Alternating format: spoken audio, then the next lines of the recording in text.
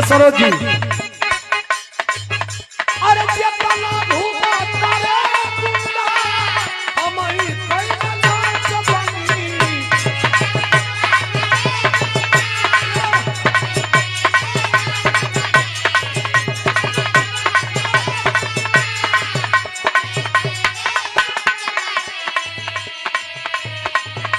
अरे जेतना भूखा तारे गुंडा हमई कइले नाच बनी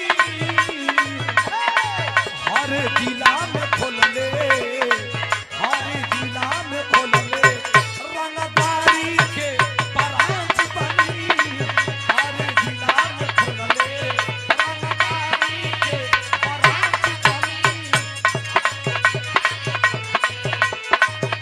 अरे दिया हो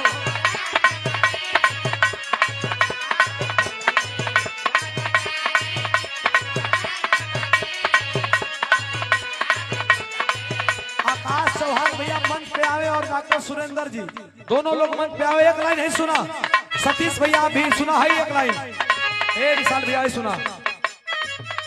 अरे गांव से एसपी गुप्ता भी आवे, अरे गांव से लेके शहर तक पैदा कैले रोमांच बनी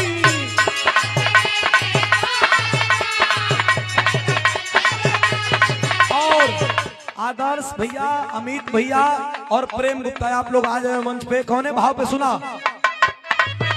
अरे गांव से लेके शहर तक पैदा कैले रोमांच बनी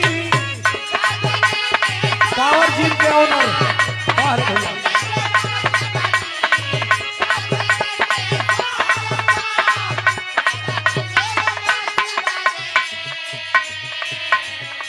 अरे गांव से लेके सुरेंद्र भैया डॉक्टर साहब, अरे वाह वाह, आशीर्वाद बहुत बहुत दिल से धन्यवाद। वाह कैसे कैसे कैसे विजय विजय भैया आप भी। अरे गांव से लेके शहर तक पैदा कैले रोमांच बनी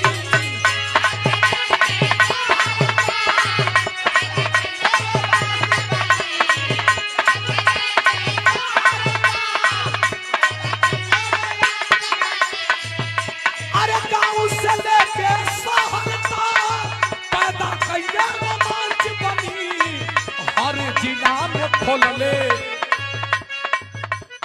विजय चौहान भैया आशीर्वाद बहुत बहुत धन्यवाद।